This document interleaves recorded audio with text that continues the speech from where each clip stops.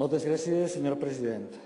A compromiso que nos hubiera gustado presentar más propuestas de resolución, pero hemos tenido que elegir una sola, la que a nuestro juicio representa también una parte de la indignación y el cabreo de los ciudadanos con las decisiones arbitrarias de este Gobierno. Hace apenas 2 años, el presidente del Gobierno, el señor Rajoy, cuando se refería a la amnistía fiscal, se escandalizaba y afirmaba sin ambajes: no la vamos a apoyar porque los que pagan van a pagar más y a los que no pagan se les va a perdonar lo que no han pagado. Y tenía razón el presidente Rajoy, toda la razón, aunque me duela en el alma.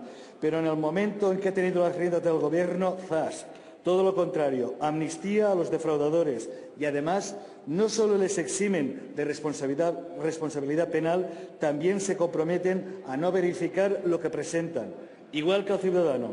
Que el Gobierno no se haya molestado en cotejar los datos con el fin de conocer si aquel que se pretende amparar en la amnistía fiscal tiene en marcha un procedimiento penal, como sería el popular caso de Luis Bárcenas o de otros imputados en el caso Gürtel, y esos son los casos más mediáticos. Pero ¿cuántos hay realmente? ¿Lo sabe el ministro?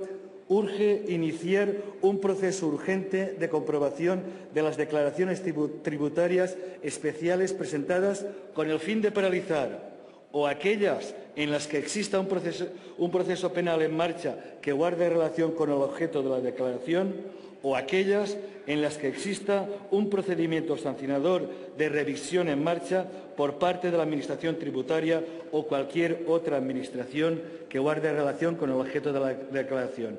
Urge, además, atender la petición de los 6 jueces de instrucción de la Audiencia Nacional que han reclamado por escrito más medios personales y materiales para luchar contra la corrupción. Moltes gràcies, señor presidente.